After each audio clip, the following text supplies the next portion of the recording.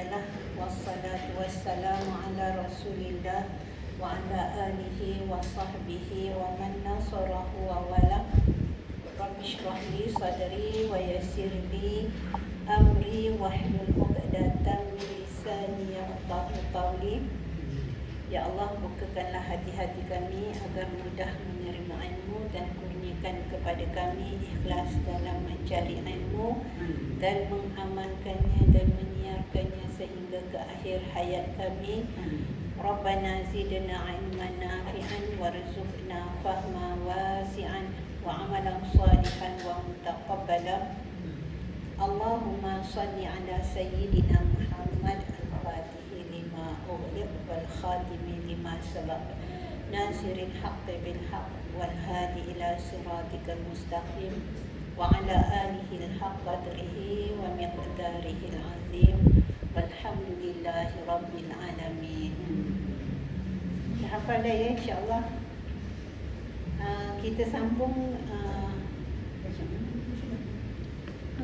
kitab muka surat 13 dah. Sebab dulu sudah saya ceritakan hadis tentang khusyuk. Oh, hari itu cerita tentang khusyuk ni. Muka surat 13 kan? Minggu lepas muka surat 34. Tapi kita sambung balik pengajian kita pada muka surat ke-13. Menutup aurat, Syarat keempat. syarat. Oh, kita dah habis yang buat menutup aurat. Okey. Jadi kita masuk muka surat 13. Buku tak sempat ambil tadi. InsyaAllah bulan depan lah. Bulan depan insyaAllah. Sebab tadi tak sempat nak pergi. Jadi kita tengok muka surat 13 tentang syarat sah sembahyang. Syarat sah sembahyang. Bab kita panggil dekat situ mengetahui kaifiat. Apa makna kaifiat? Cara. Mengetahui cara solat. Yang keempat iaitu mengetahui kaifiat sembahyang ataupun mengetahui cara menunaikan sembahyang. Seperti mengetahui yang mana fardu dan yang mana sunat. Bagi orang awam, jika dia berpegang kepada sekaliannya fardu atau setengahnya fardu atau setengahnya sunat dan tidak dapat dibezakan tanpa dipasatkan yang fardu itu sunat, maka sahlah sembahyangnya. Apa maksudnya? Dalam kita menunaikan sesuatu ibadat, kita mesti tahu ibadat yang kita nak buat tu bagaimana melaksanakan ibadat tersebut. Maknanya kita kena tahu 5 asas yang saya dah tiap kali saya ulang.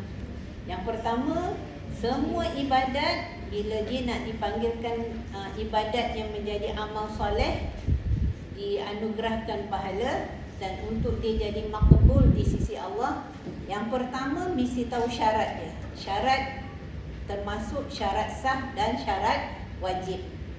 Okey, dah tulis dah dekat papan dah dulu saya rasa. Kan dah tulis dah kan? Yang kedua, mengetahui rukun ibadat tersebut. Yang ketiga, mengetahui perkara yang membatalkan bagi ibadat tersebut. Yang keempat, mengetahui perkara-perkara makruh bagi ibadat tersebut. Dan yang kelima, mengetahui amalan-amalan sunat bagi ibadat tersebut untuk menambah baik pahala bagi ibadat tersebut. Jadi itu nama dia mengetahui kaifiat.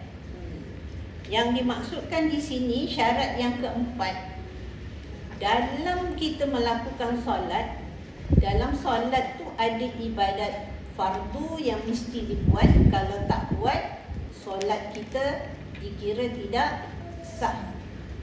Dan ada perkara sunat yang kita nak buat boleh, tak nak buat tak apa, sebab dia tidak menjejaskan sahnya ibadat tersebut.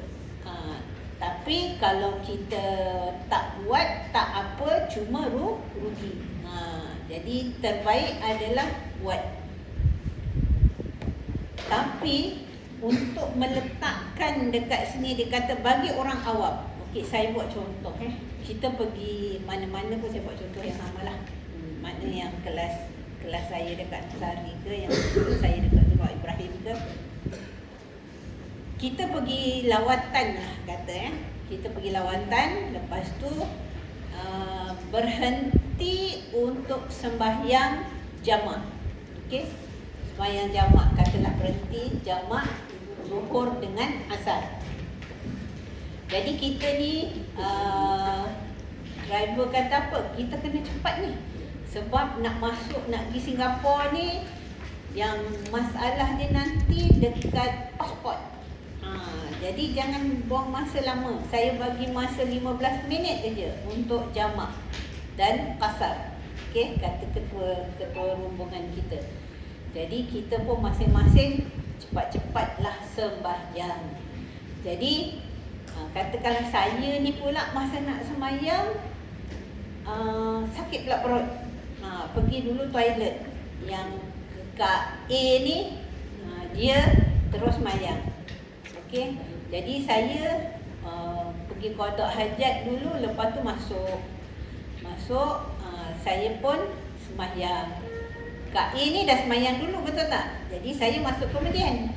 Tapi saya dengan Kak A ni sudah lebih kurang sama je. Maknanya dia zuhur 2, asar 2, saya pun zuhur 2, asar 2, tapi saya sudah lebih kurang sama je. Okey. Jadi Kak A ni pun kata, awak kenapa cepatnya buat sembahyang? Kan Kak, ketua rombongan bagi kita berapa minit, saya dah lah kena pergi toilet semua tadi, akak terus ambil wuduk sembahyang. Yelah, bukan itu yang akak tanya. Akak tanya kenapa awak sembahyang cepat sangat? Saya buat yang fardu je Kak. Saya pun kata saya buat yang fardu je Kak. Jadi Kak ini kata, yelah akak pun buat yang fardu, kenapa awak buat cepat sangat? Tapi awak sembahyang tak laju juga. Dia kata, biasa je, sama macam akak aja. Tapi kenapa awak sudah lebih kurang akak aja? Yelah Kak, saya buat yang fardu je. Yelah akak pun buat yang fardu. Lepas tu Kak B sebelah ni pun dengar, kena ni. Itulah dia ni laju. Dia tak sembahyang laju, tapi dia sudah sama dengan saya. Saya pun kata, Kak B, saya buat yang fardu je. Buat yang fardu, Kak B pun kata. Macam mana awak punya fardu boleh cepat sangat? Saya kata, yelah Kak, saya baca Fatihah je, saya tak baca surah. Saya rukuk je, tapi saya tak tasbih, saya kata. Saya tahiyat akhir, saya baca macam tahiyat awal je, saya kata. Jadi saya teruslah. Saya kata ni, tak sah, tak baca surah, tak baca doa iftitah. Habis tak baca pun subhana rabbiyal azimi wa bihamdi, tak baca pun subhana rabbiyal a'la. Tak payahlah Kak, sebab saya buat yang rukun je, yang fardu je. Jadi tak payahlah tu semua. Tak sah sembahyang. Kak A kata. Kak B kata, sah. Sebab dia buat yang rukun je. Kak B kata, mana boleh? Dia kata, sembahyang kena buat semua. Mana boleh tinggal-tinggal benda yang dalam sembahyang? Kak A kata. Jadi, kalau ikut syarat sah, Kak B pula kata, ya betul dalam sembahyang ni ada rukun, ada sunat. Tapi kalau kau tanya akak mana rukun, mana sunat, so akak cakap mana rukun, mana sunat, akak tak dapat. Tapi akak tahu dalam sembahyang tu ada rukun, ada sunat. Ada pula semua kena buat. Si A dia kata. Jadi kalau ikut mengetahui kaifiat sembahyang daripada ulasan orang yang dikira tidak mengetahui kaifiat adalah apa dia? Orang yang tak tahu dalam sembahyang itu ada rukun, ada sunat. Nampak tak? Pada dia semua keseluruhan sembahyang itu adalah semua kena buat. Nampak tak? Jadi orang yang ni dikategorikan sebagai orang yang tidak mengetahui kaifiat sembahyang. Yang Kak B tadi, dia kata akak tahu betul ada sunat. Kau tanyalah Kak, akak tak dapat nak jawab dah. Kak B punya sembahyang kalau ikut huraian ni sah. Nampak tak? Maknanya kaifiat sembahyang ataupun kaifiat bagi ibadat adalah kita dapat mengetahui bagaimana ibadat tersebut dilakukan mengikut yang fardu kita wajib buat, yang sunat kita boleh buat tak nak buat, yang perkara yang membatal tu kita mesti jauhkan. Jadi Kak A ni tadi dia tak dapat membezakan perkara-perkara yang fardu dan yang sunat dalam sembahyang. Maka ditakuti sembahyang dia tidak sah. Nampak tak? Yang dimaksudkan dengan mengetahui kaifiat sembahyang. Jadi semua ibadat tu pasal kita pun kena pergi belajar. Kena belajar. Tu pasal setiap kita nak puasa kita ulang kaji bab puasa supaya untuk memastikan kita tahu kaifiat dia. 5 tadilah. Maknanya mesti tahu syarat-syarat wajib. Lepas tu baru kita tahu apa rukun dia. Lepas tu kita kena tahu perkara yang membatalkan ibadat. Kenapa? Supaya kita kena jauhkan perkara yang membatal. Kalau kita tak tahu benda tu kita buat batal ibadat kita, maka rugilah. Nampak? Jadi nama dia kaifiat. Cara menunaikan ibadat. Jadi dalam ibadat sembahyang kita kena dapat membezakan terbaik adalah 5 ni lah. 5 ilmu ni. Apa dia? Yang kita sedang belajar ni apa dia? Syarat sah. Dan syarat wajib kita dah belajar dah sebelum ni. Syarat wajib maknanya siapa yang wajib kena menunaikan sembahyang. Kita dah belajar. Nanti akan datang kita akan belajar rukun sembahyang dan huraian dia. Dan kita akan belajar nanti perkara-perkara makruh yang kita kena elakkan supaya kita punya ibadat jadi sempurna. Sebab apa makna makruh? Disukai dunia. Buat tak apa, tidak membatalkan ibadat, tetapi hujung dia bukan tak ada masalah. Bermasalah sebab Tuhan benci. Bila Allah benci, maknanya apa? Kita tak akan dapat pandangan rahmat daripada Allah dalam kita melakukan ibadah. Sedangkan kita menunaikan ibadah solat ni untuk mendapat pandangan rahmat Allah. Jadi kita kena usahakan untuk menjauhi perkara-perkara makruh agar kita tidak berada dalam keadaan kehilangan pandangan rahmat Allah. Dan yang kelima, mesti tahu perkara-perkara sunat, sebab perkara sunatlah yang meletakkan kita di tingkat syurga yang pertama ke, tingkat syurga kedua ke, tingkat syurga ketiga adalah amalan-amalan sunat. Jadi itu pasal untuk kesempurnaan kepada setiap ibadat, 5 ni merupakan kaifiat yang kita kena tahu bagi sesuatu ibadat. Okey? Faham mengetahui kaifiat sembahyang tadi? Saya umumkan untuk semua ibadat. Okey? Supaya kita nak buat sesuatu ibadat tu kita mesti tahu. Akak ni nak sembahyang sunat awabin. Akak ni dengar ustaz kata sembahyang sunat awabin ni bagus. Kita sembahyang sunat awabin pukul 8 pagi. Betul tak? Sembahyang sunat awabin 8 pagi, boleh tak?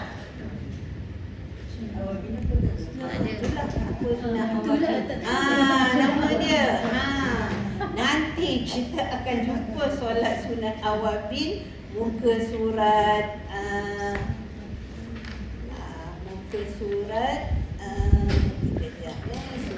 awabin muka surat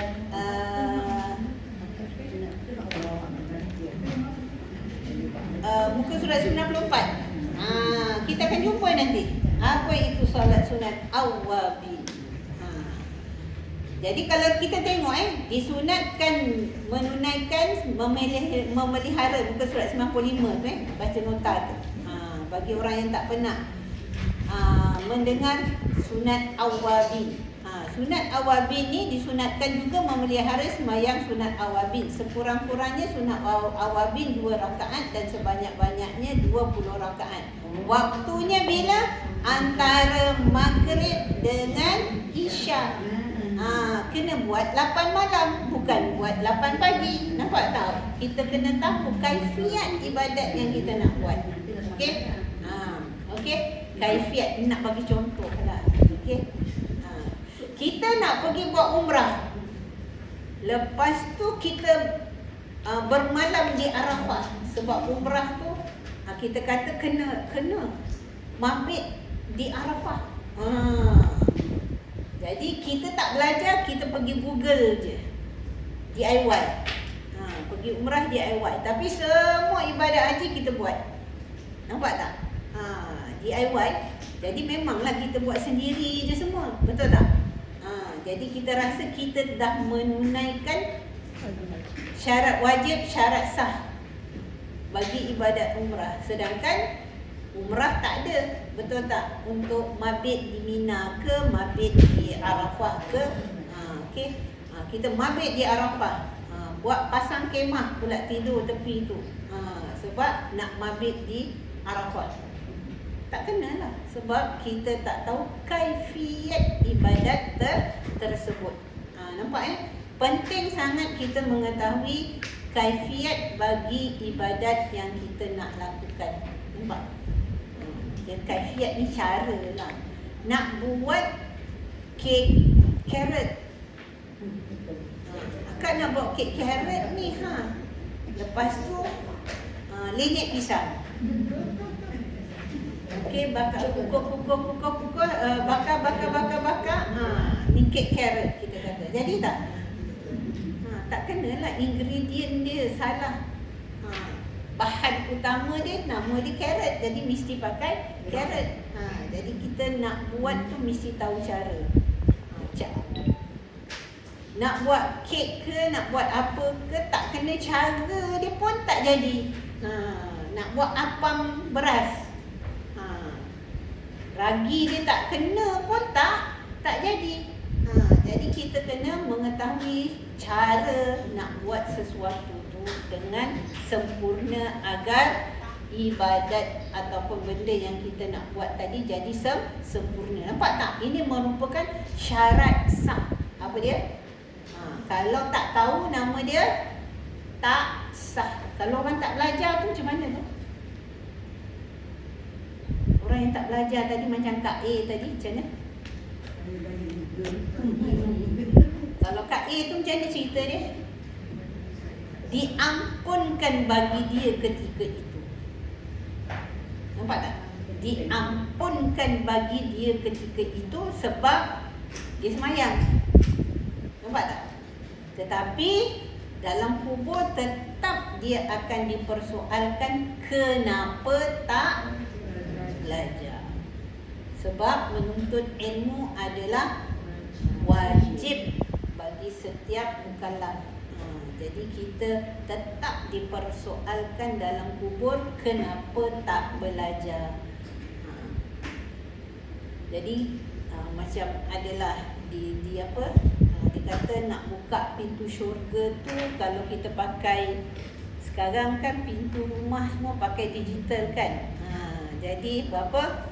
2 4 4 3 4. 2 4 4 3 4. Kalau tak sempurna 2 4 4 3 4 tu tak dapat masuk pintu syurga.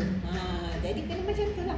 Maknanya kita kena sempurnakan kita punya kunci nak masuk ke dalam syurga tu. Okey, seterusnya yang ke-5. Yang ke-5, jadi maknanya mengetahui kaifiat ni bermaksud kita panjang-panjangkanlah supaya test kawan-kawan kita. baru belajar semalam. Maknanya antara syarat sah sembahyang mesti tahu kaifiat. Bolehlah, lepas tu kita ajaklah ke kawan. Yang kelima iaitu suci daripada hadas.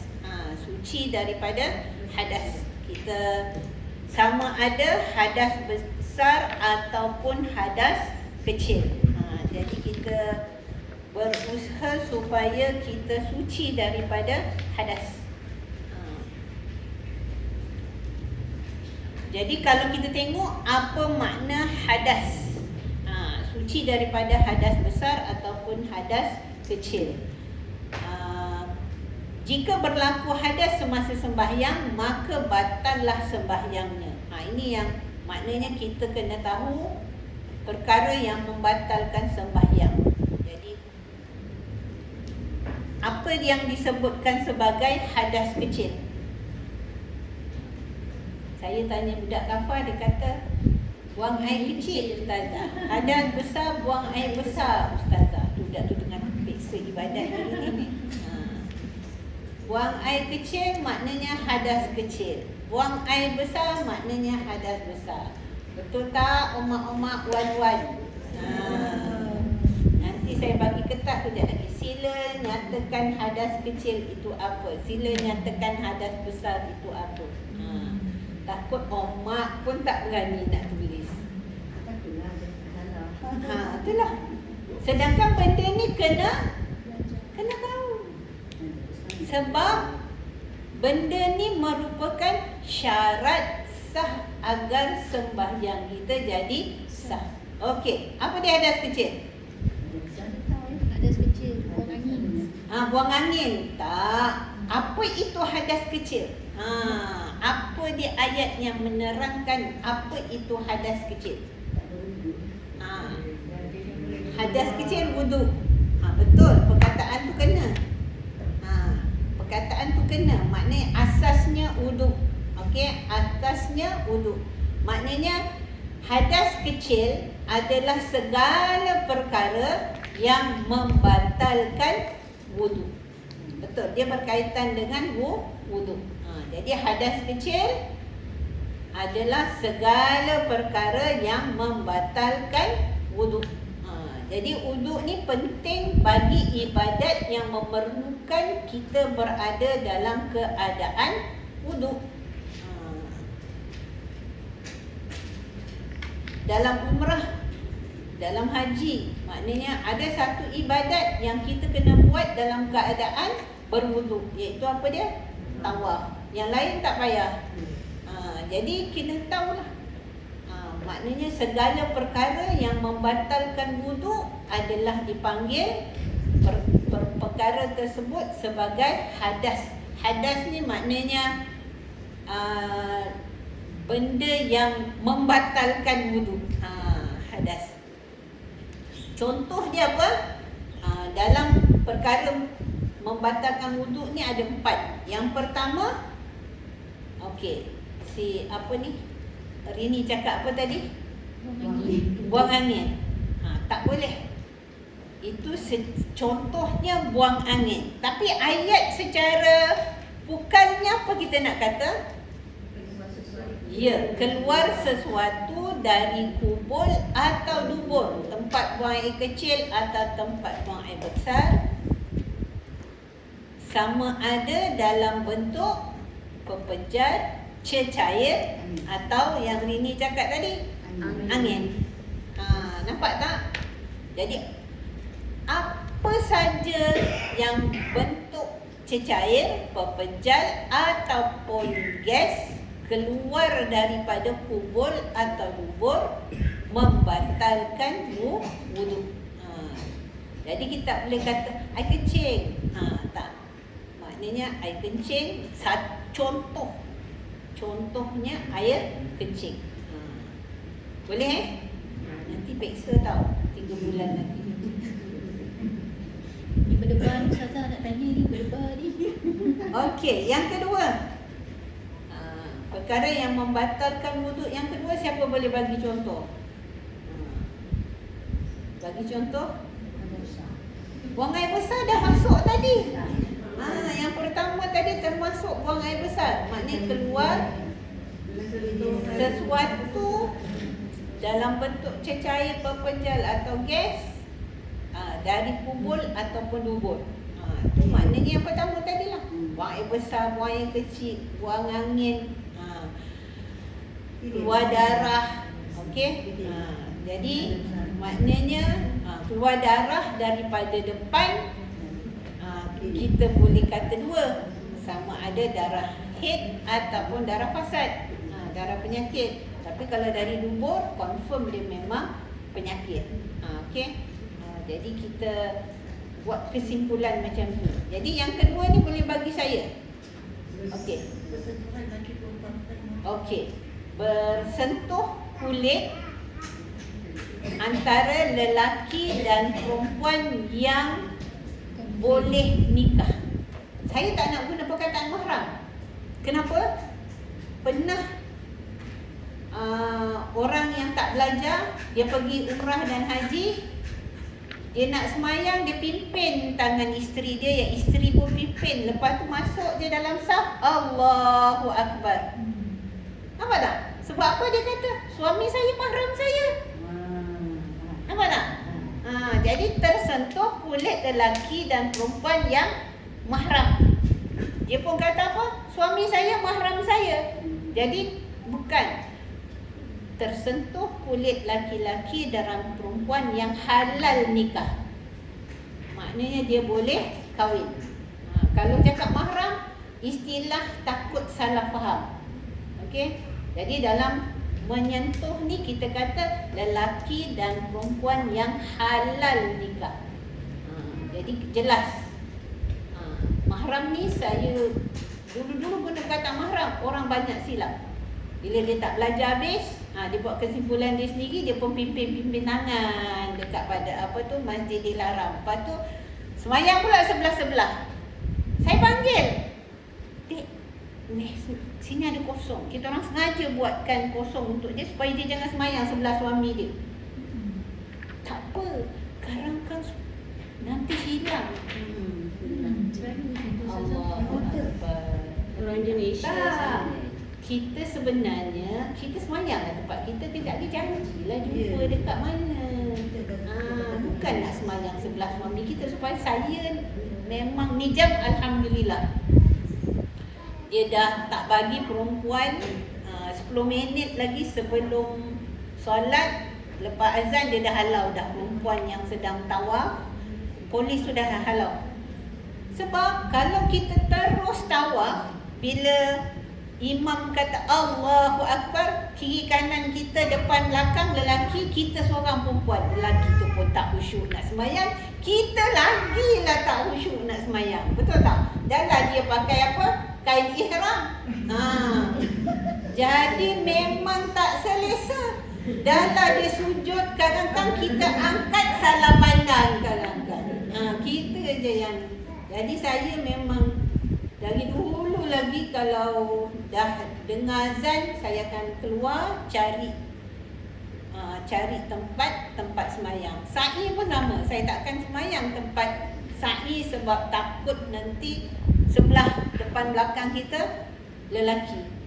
Jadi kita sendiri, tu pasal pergi haji dengan umrah ni, kita mesti pergi dengan ilmu. Mesti ada ilmu. Tak ada ilmu, tak ada siapa nak ajar kita masa tengah buat. Jadi sebelum pergi tu kena isi dada kita dengan ilmu. Kita tahu dia tadi 5 syarat ni. Syarat sah, syarat wajib dia. Rukun dia apa, perkara yang membatalkan dia apa, perkara makruh dia apa, perkara sunat dia apa. Sendiri kita kena usahakan faham. Nampak? Okey, maknanya menyentuh kulit lelaki dan perempuan yang halal nikah lagi balik. Maknanya dah balik. Halal nikah lah dah balik. Okey. Manakala kita tersentuh, masa budak-budak kampung, jangan pegang. Padahal dia dah 2 baru. Kita ada wuduk yang perempuan ni. Batal tak wuduk dia? Sebab dia belum balik. Dia belum balik. dia kena menyentuh kulit lelaki dan perempuan yang halal nikah lagi baligh. Jadi kanak-kanak perempuan ataupun kanak-kanak lelaki, kita sentuh dia tak batal kalau kita dewasa. Kecuali tetapi sekiranya yang lelaki ni nampak macam anak cipta yang kecil lagi tu, tapi bila pakai baju nampak budak apa? Macam budak dewasa. Dan dia pula pegang dengan syahwat, batal. Walaupun tak keluar air mani. Nampak tak? Dia pegang dengan nafsu, batal. Orang siapa yang batal? Lelaki itulah. Kita pun kalau yang perempuan, kalau handsome-nya, chubby-nya, nenek ni pula pegang dengan syahwat, nenek tu pun batal air sembahyang. Nampak tak? Jadi saya sekarang kalau boleh budak lelaki yang 11 tahun pun saya dah tak nak salam. Kenapa? Takut dia dah akil balik. Sebab syarat akil balik bagi budak laki-laki, keluar air mani dengan apa cara sekalipun. Nampak tak? Maknanya dekat istilah fiqah dia kata bermimpi keluar air mani. Tapi sekarang budak-budak handphone, semua dah ada handphone. Ada siapa nak jaga dia pergi buka tempat yang pornografi? Ada tak? Tak ada siapa nak kawal dia. Kalau dia tengok benda, ini cerita benar ya. Ada asnaf yang kita orang bantu. Masa tu saya tak kenal dia. Ada seorang cikgu duduk sekamar dengan saya. Dia memang pantau lah budak-budak ni. Dia yang budak perempuan darjah 3 tu, kelas dia ajar English, cikgu ni. Teacher lah, teacher. Besok satu hari dia tengok anak murid ni kejap tak datang. Jadi dia selidik lah. Dia kata tak makan, mak dia kerja, bapak dia dah tak ada. Lepas tu satu hari dia tercerita dengan teacher ni. Dia kata abang dia yang 11 tahun paksa dia buat ke atas dia yang umur 9 tahun, 10 tahun dengan adik dia yang 6 tahun. Nampak tak? Dia masuk Juwana. Yang abang ni 11 tahun ni masuk Juwana. Masuk Juwana. Jadi bila tanya abang tu, saya bawa dia jumpa Ustaz Nur Azman Ahmad. Suruh dia counsel yang adik-adik yang budak lelaki tu dah tangkap polis lah masuk. Sebab mak cikgu tu dengan mak tu terpaksa lah. Sebab bila tanya, dia kata apa? Nak buat macam yang dekat handphone tu. Lepas tu dia siap parang adik dia. Cakap dekat rumah nanti nampak dia parang. Nampak tak? Jadi kena hati-hati. Pasal budak laki-laki ni, lelaki ke, perempuan ke, kena pantau lah handphone. Nampak? Ini cerita benar memang nak kata apa? Sebagai peringatan lah. Peringatan supaya lebih berhati-hati kita menyerahkan handphone kepada kanak-kanak. Kena pantau lah. Kena pantau. Jadi takut 11 tahun tu dah terangsang dia punya nafsu. Jadi kena hati-hati. Okey. Yang kedua tadi, bersentuhan kulit lelaki dan perempuan yang halal nikah lagi baligh. Okey. Yang ketiga, siapa-siapa boleh ni? Okey. Dia berkaitan dengan hilang akal nama dia hilang akal. Hilang akal sama ada kerana mabuk, gila, pengsan atau tidur. Okey. Dia punya asas awal dia itulah dia hilang akal. Bila kita hilang akal, sama ada mabuk, pitam, gila atau tidur. Kecuali tidur yang dibenarkan dalam keadaan duduk dan tetap papan punggungnya. Apa makna papan punggungnya?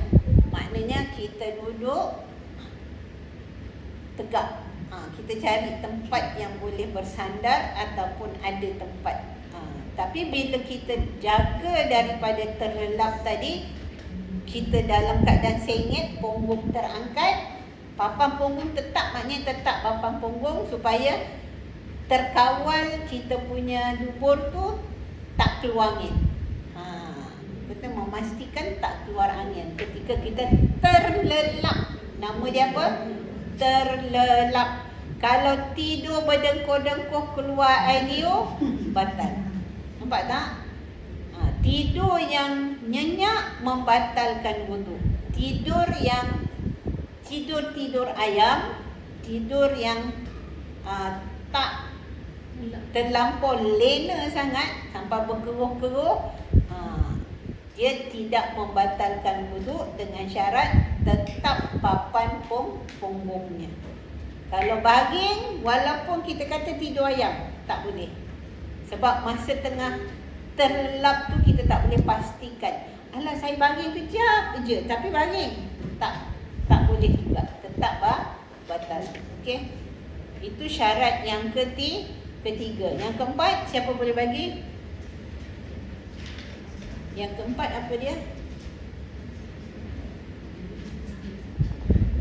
Apa perkara yang keempat yang membatalkan wudu?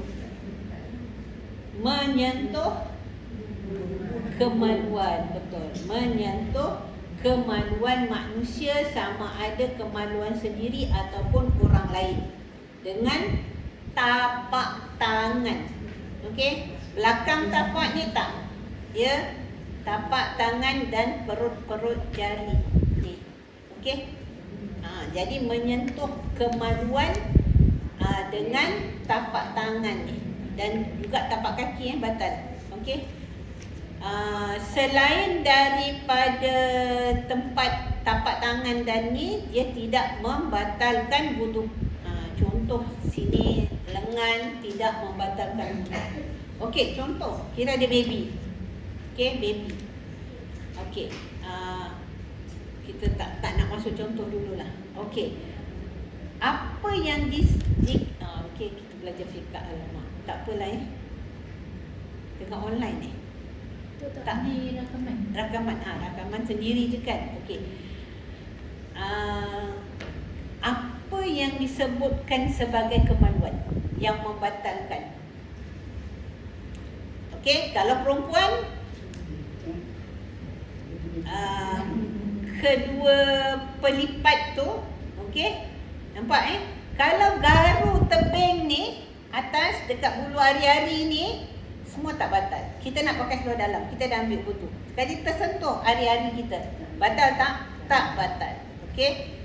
Jadi yang membatalkan adalah yang lurah ni, tempat kita buang air kecil. Itu tersentuh tu batal. Okey? Dan bagi lelaki pula, sama ada kanak lelaki ke, dewasa lelaki ke, apa dia? Tempat keluar air kencing tu lah. Okey? Tempat keluar air kencing tu.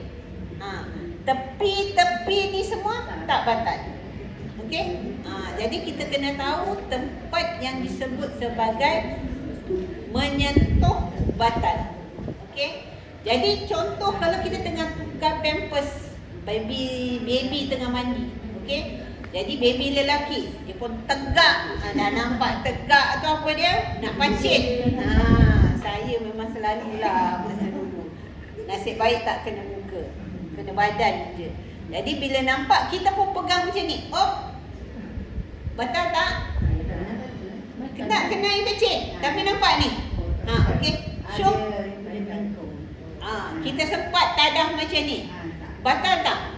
Tapi kena air kencing. Kena air kencing tak apa, sebab air kencing wudu tak batal, tetapi kena basuh bersih. Tapi air kencing ketika tengah solat batal. Okey, terkena air kencing, datang cucu kita lari-lari tak pakai seluar, tegak, kita tengah sembahyang, batal. Okey, sebab tengah sembahyang.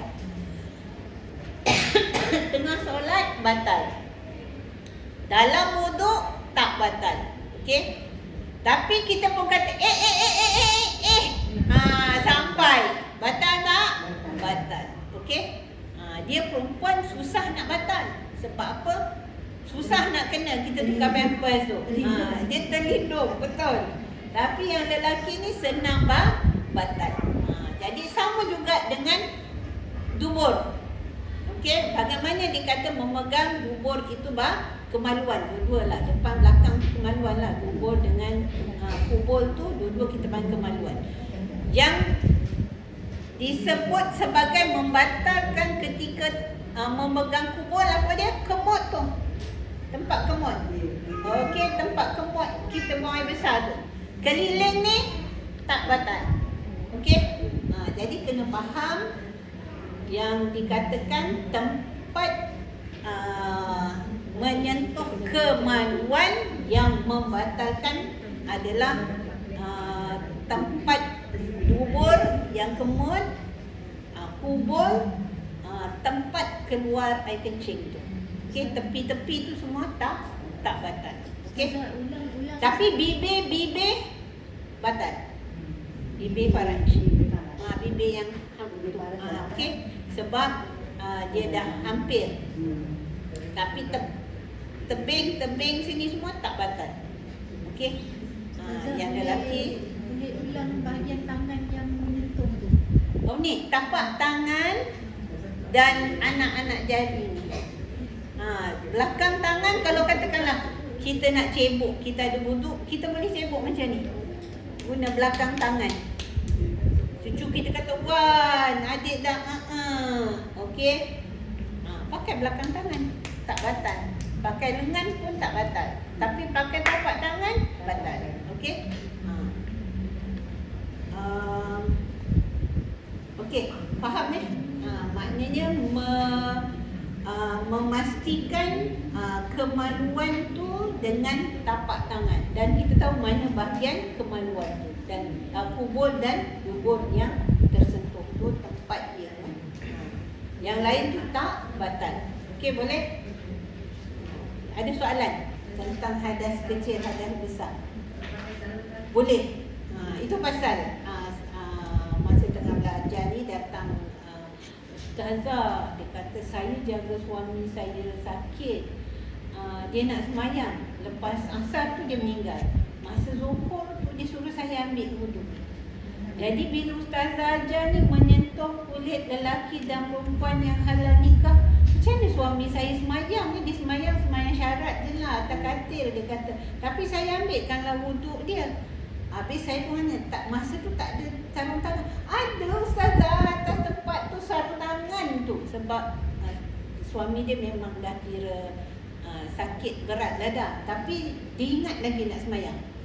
Dia kata, masalahnya Ustazah, baru saya teringat ni sah ke semayang dia.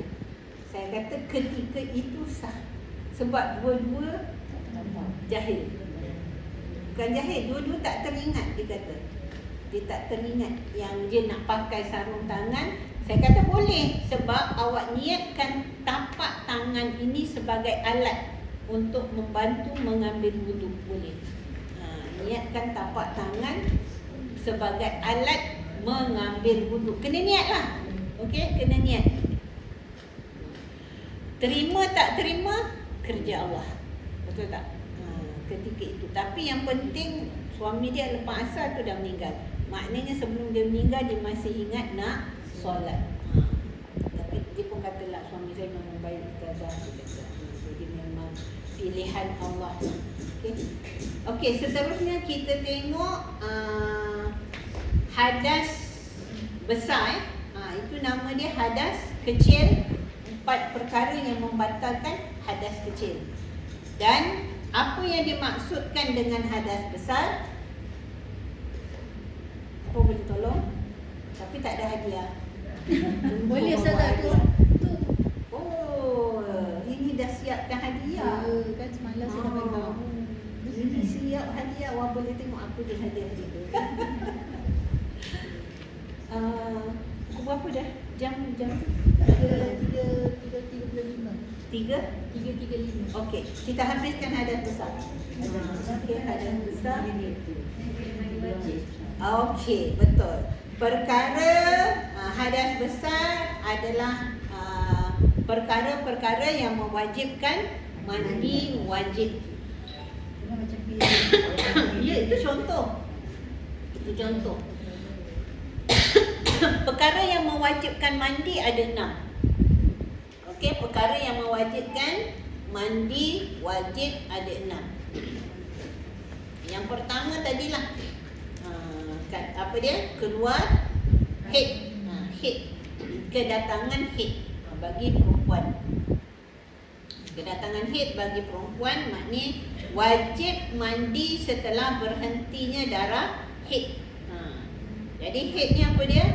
Kita semua dah kenal lah haid. Darah yang keluar daripada pangkal rahim bagi seawal-awal kanak-kanak yang boleh keluar haid adalah ketika dia berumur 9 tahun Qamariah, 9 tahun Islam. Sebab kalau ikut kira Masihi, kalau budak tu sekarang kita punya cuti sekolah belum hujung tahun dah nak betul dah balik kalender kan. Katakanlah dia dah tengah cuti sekali, dia kira umur dia 8 tahun 11 bulan. Okey, kalau dia kata apa ni darah ni, apa ni darah ni, kita buang kecil ada darah. Kalau dia 8 tahun 11 bulan, besar kemungkinan bukan haid. Okey, dia mesti 8 tahun 11 bulan 8 hari ke atas. Tapi selalu dalam 15 hari lah. Okey, maknanya umur Masihi dengan Qamariah. Tapi kalau ikut Qamariah dia genap 9 tahun. Okey, bagi wanita yang dikatakan keluar haid seawal-awal haid, maknanya budak darjah nak masuk darjah 3. Kita kata darjah 3 lah, boleh kedatangan haid. Saya ada budak yang dia badan dia memang sedap lah, budak perempuan. Masa tu dia datang ngaji, dia kata Ustazah, dia buat ni. Saya panggil dia giliran dia ngaji. Habis tu saya kata tu dia pun ngaku. Oh cuti, saya kata. Sekali budak lelaki dengar, Ustazah saya pun nak cuti ngaji lah. Dia kata. Maknanya yang budak perempuan tu dia baru darjah 3 tau. Darjah 3 dia dah kedatangan haid. Maknanya dia cepat. Jadi seawal-awal haid 9 tahun Qamariah. Selewat-lewat balik, sebab datang haid tu tandanya dah balik. Tapi selewat-lewat balik, kalau dia belum datang haid, umur 15 tahun baik lelaki atau perempuan. Jadi dan tanda lain bagi balik apa dia, lelaki dan perempuan keluar air mani dengan apa cara sekalipun. Okey, keluar air mani dengan apa cara sekalipun.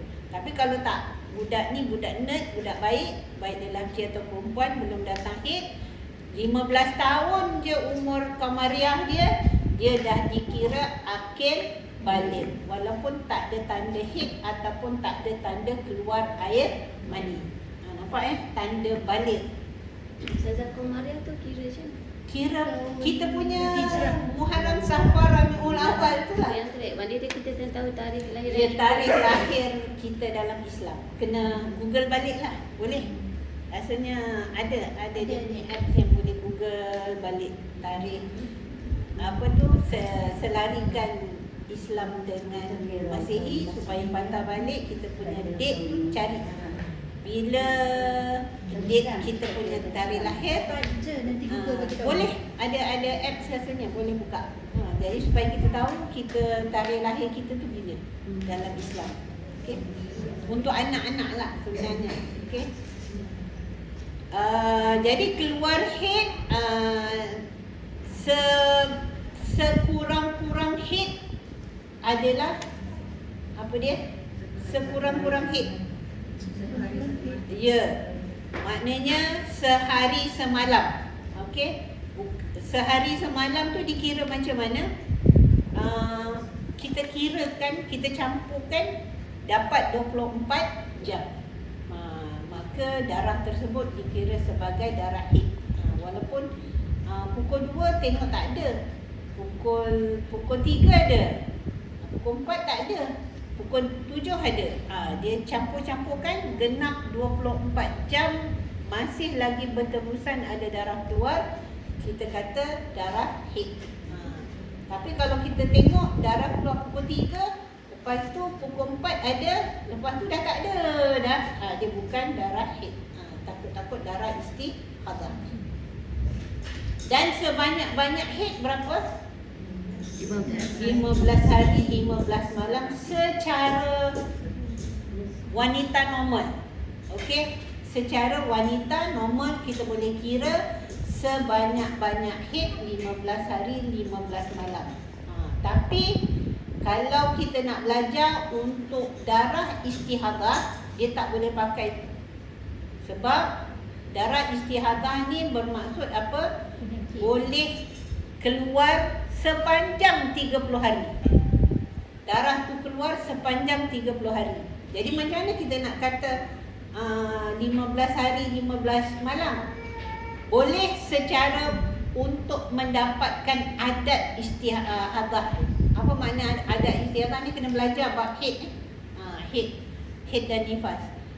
Ada orang dia punya darah dia boleh dibezakan.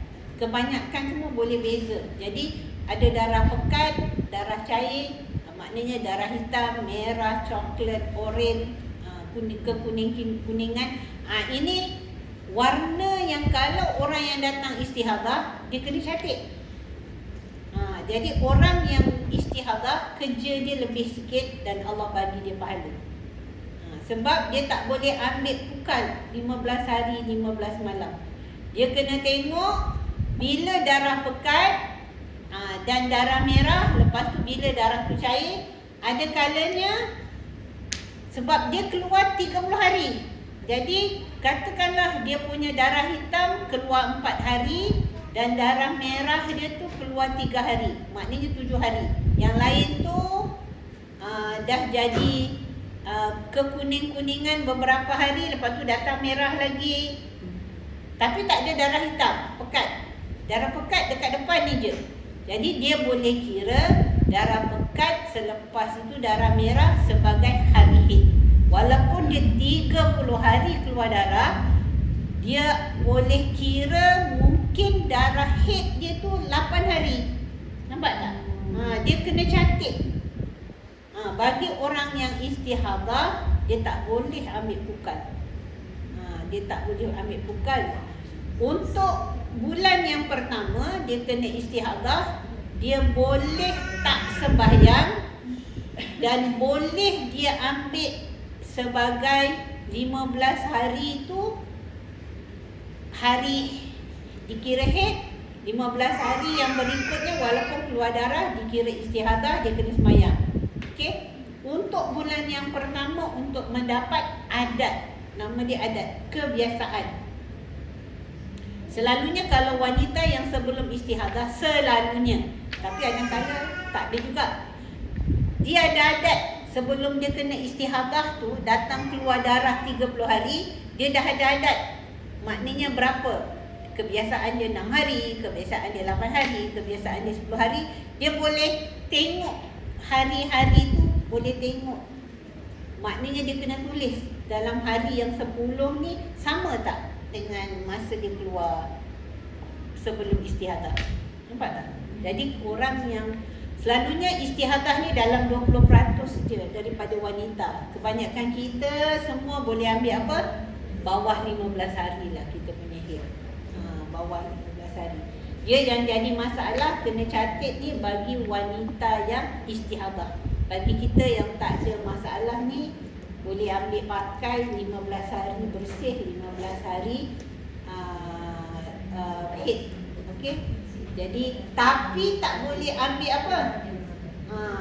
Haidnya 8 hari, mandinya hari ke-16. Tak boleh tetap kena qada tetap kena qada. Tu pasal kita orang perempuan ni banyak qada sebab kita punya haid 7 hari. Hari ke-15, hari ke-16 baru mandi. Maknanya 8, 9, 10, 11, 12, 13, 14, 15 tu kena qada. Sama juga kita kedatangan nifas. Okey, nifas pun sama. Jadi untuk istihadah dengan nifas ni dia kira sama lah juga. Andai kata kita berlebihan nifas ni tak ada masalah sangat. Dia yang masalah adalah darah haid yang ada istihadah. Darah nifas dia jarang istihadah. Okey. Tapi masalah darah nifas kita apa dia? Kita tak sembahyang sebab dalam pantang, walaupun darah nifas dah habis. Mak kita kata kena pantang 40 hari. Kita 32 dah tak ada darah dah. 33 dah tak ada darah dah. Tapi 40 hari baru mandi. Tetap kena qada yang 6 hari, 7 hari. Yang lagi parah, mak kata pantang 100 hari. Darah dah berhenti ketika 35 hari. Bayangkan berapa banyak tu nak qada tu. Pantang tak ada solat. Pantang dia berpantang jaga badan, bukan jaga daripada solat. Maknanya berpantang untuk jaga badan. Selalunya dia tak bagi bersama suami. Itulah maksud pantang orang Melayu. Tetapi dalam Islam pantangnya ketika ada darah nifas. Kalau dah mandi boleh je bersama. Cuma orang tua-tua kata kam copet setahun 2 kali. Kan? Itu pasal kita disuruh berpantang dari segi menjaga kesihatan. Tapi kalau kita punya darah nifas tu dah berhenti 38 ke 36, kena mandilah. Maknanya mandi dah terus solat. Dulu tak. Dulu bila kita dah belajar ni, sekarang baru kita ambil cakna lah yang kita ni darah nifas berhenti terus mandi dan boleh terus solat kan. Okey. Itu tentang darah. Okey, syarat untuk orang istihadah sembahyang apa dia? Dia kena sembahyang ini untuk haid tak habis lagi. Haid maknanya katakanlah dia dah pasti yang ini hari-hari haid, yang ini hari-hari istihadah. Jadi bagaimana dia nak sembahyang? Dia yang pertama mesti yakin dia punya tempoh haid dia dah yakin. Okey? Lepas tu dia dah rasa selesai tempoh haid dia kena mandi walaupun darah masih keluar. Okey? Walaupun darah masih keluar dia kena mandi. Dan syarat dia apa? Dia kena pastikan dia menutup lubang faraj dia tu dengan kapas ke, dengan tisu ke, supaya apa? Mengelakkan ketika dia menunaikan solat tu darah meleleh ke tepi tebing. Okey? Tebing. Jadi dia kena istilah zaman tu kena sumbat. Ni tak payah. Yang penting bagi kita adalah pakai pad dan seluar dalam yang ketat. Dia tak boleh longgar. Bila longgar tu dia darah tu dia jadi bersepah, tak sah. Jadi seboleh-boleh kena jaga supaya darah jangan melimpah banyak. Okey? Jangan melimpah banyak. Jadi maknanya solat mesti dah yakin masuk waktu baru boleh berwuduk. Sebelum masuk waktu orang istihadah tak boleh berwuduk. Dia kena yakin dah masuk waktu. Kecuali kalau dia di Mekah dan Madinah. Sekarang fatwa 2025 hari tu, siapa yang dia panggil salasil baul boleh guna satu wuduk untuk beberapa fardu. Kalau kita dekat Malaysia tak boleh. Satu wuduk untuk satu waktu dan beberapa amalan sunat. Maknanya beberapa sembahyang sunat, beberapa ngaji semua boleh. Tapi kalau dekat Mekah, fatwa sebelum ni baru-baru ni keluar, dia kata boleh. Selagi najis tersebut tidak melimpah. Kita boleh lagi iktikaf Zuhur, Asar, Maghrib, selagi dia tak melimpah lagi boleh pakai wudu tersebut. Tapi dekat Malaysia tak boleh. Kita nak semayang, kena bersihkan dulu. Lepas tu dah masuk waktu baru bersihkan dah masuk waktu bersihkan, baru berwudu. Sebelum waktu tak boleh bersihkan, tak boleh berwudu. Dia mesti berwudu selepas yakin masuk waktu. Okey? Faham syarat untuk orang yang istihadah dan salasil baul. Ustazah, kalau orang istiadah ni dia boleh ke masuk masjid ke? Orang istihadah boleh. Dengan syarat dia memastikan dia punya darah tu tidak meleleh. Dia lalu. Tapi sebenarnya kita orang baru buat ulang kaji baru ni, kita dikirakan serambi masjid ni asalkan ada dinding yang dinding ni dia dah kira ni sebagai serambi ni. Tak boleh kan? Kena duduk luar dekat tepi toilet sana, tepi pintu, tepi tempat wuduk tu boleh. Tapi yang sini dikirakan sebagai serambi ni. Serambi ni selagi ada dinding ataupun tak dinding penuh tetapi asalkan ada pagar je, dah tak boleh dah. Dia dikirakan tak boleh duduk. Wanita haid tak boleh duduk lah. Lalu boleh. Lalu pun dengan syarat dia kena pastikan darah dia tidak menitis. Okay. Lain tentang nifas tak ada cukup dah. 352. Okey, kita habiskan sikit lagi jadi darah nifas ni maknanya dia darah nifas dengan darah wiladah dia beza Darah nifas dengan darah wiladah. Di darah wiladah ni maknanya darah orang yang bersalin. Bersalin ni keluar je sesuatu, keluar.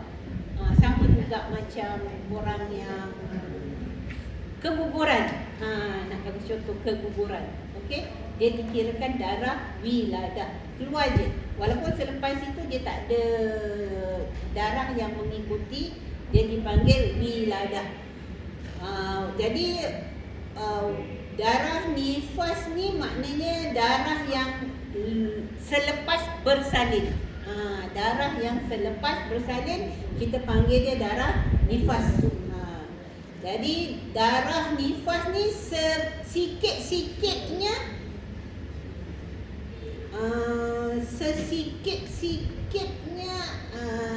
selalunya 15 hari lah kita ambil. Okey, sesikit-sikitnya 15 hari. Jadi kirakan, tapi ada orang yang macam Caesar, dia tak ada darah nifas. Ada yang Caesar yang doktor vacuum sampai bersih, dia ada mungkin sehari je. Dan dia kena mandi lah. Nampak tak? Dia kena mandi lah. Sebab dia dah tak keluar darah. Dia dah tak ada darah nifas. Tapi sebanyak-banyak darah nifas yang boleh keluar adalah maksimum 60 hari ikut fiqh mazhab Syafi'i. Okey. Dan normal kebiasaannya adalah 40 hari. Dalam 40 hari. Okey. Darah yang normal lah bagi wanita bersalin. Kalau ada Caesar tu memang darah tu kadang keluar 2 hari. Macam tu kan? Ya. Tapi kalau kita operate kan tak boleh kena air. Tak boleh kena air tu dia perkara, dia boleh mandi dengan tayamum. Pasal tayamum. Dia mandi dengan tayamum. Mandi tayamum tu maknanya dia bertayamum dan Dia dan bertayamum muka dengan tangan je. Muka dengan tangan je. Tayamum sebab dia tak boleh basah kena sisir. Okey. Ataupun cara kedua, dia solat menghormati waktu, selepas tu dia catik berapa hari yang sehingga kering tu, lepas tu dia kena potong. Tapi kalau dia bertayamum, mandi niat tayamum untuk mengangkat hadas besar, dia tak payah kodok. Mandi tu mandi. Sebab seasonnya dekat sini. Ambil wuduk, muka, tangan semua boleh. Tapi dia mandi tu dengan menggunakan, tapi sekarang boleh guna plaster yang transparent tu kan. Maknanya air boleh lalu. Sekarang ada jual. Ya. Maknanya dia ada plaster yang transparent yang apa ni, kedap air tu. Yang orang pakai kan tu boleh. Ada jual. Dia maknanya kita tutup dengan tu, maknanya kita boleh mandi, tetapi tetap dikirakan kita mandi bahagian tu, nak katakan kita tayamum, boleh jugalah tayamum bahagian yang tak kena tu, dan kirakan tak payah potong. Tak payah potong. Tapi kalau kita tak nak mandi wajib, kita boleh solat menghormati waktu dan kena kolok. Nanti saya ulaskan tentang season ni. Okey, mana wajib tu, insya-Allah. Saya ambilkan sikit tentang darah wiladah. Wiladah ni bersalin ni. Dia sebenarnya setiap keluar sesuatu tu selalunya diserta dengan darah, tu dipanggil darah wiladah. Tapi bahasa Melayu kita maknanya bersalin, keluar sesuatu lah daripada faraj ataupun keluar sesuatu. Seseorang wanita yang bersalin, dikirakan dia ada yang tidak ada darah nifas, tetapi dia tetap kena mandi. Okey, dia tetap kena mandi. Keluar sebab keluar sesuatu. Keluar sesuatu. Okey, keluar sesuatu dia maknanya dia kena mandi juga. Jadi niat dia tetap kena niat hadas besar. Tapi kena tak mandi, kena mandi ke bila lepas bila bersalin, lepas tu tak ada darah nifas 2-3 hari, lepas tu baru datang darah nifas. Okey, kalau kita yakin kita tak akan datang lagi darah, kita kena mandi. Tapi kalau kita yakin 1-2 hari ni kita rasa kita akan ada darah nifas, tak perlu mandi. Nampak? Tunggu dulu darah. Ya, boleh tunggu. Kena kotor. Tak payah kodok. Kalau kita yakin selepas tu ada darah nifas. Okey. Tapi kalau kita ni jenis yang memang tak ada darah, maka kena mandi atas asbab darah wiladah. Bukan mandi atas asbab darah nifas. Tapi nak mandi dua-dua tak perlu. Dia boleh pukalkan sekali. Pukalkan sekali. Macam kita perempuan lah, kata malam semalam dah bersama dengan suami, kita dalam junub. Besok pagi nak sembahyang subuh datang haid. Kita belum mandi wajib lagi.